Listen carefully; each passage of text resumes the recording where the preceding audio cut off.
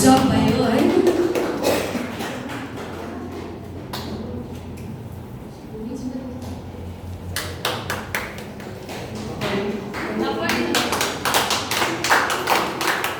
सबैजना है तपाईँहरू गिफ्ट लिएर नजानुहोस् है, तपाईँहरू यही उभिदिनुहोस् है बुवाहरू है। हामी तपाईँहरूको निम्ति प्रार्थना गर्न चाहन्छौँ र वचन गर्न चाहन्छौँ है।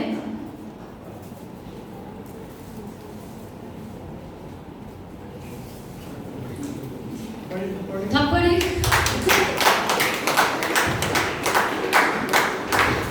तपाईँहरू चाहिँ है हाम्रो परिवारको निम्ति मात्र होइन है, तपाईँहरू चाहिँ एउटा मण्डलीको निम्ति पनि एउटा खामो हुनुहुन्छ है।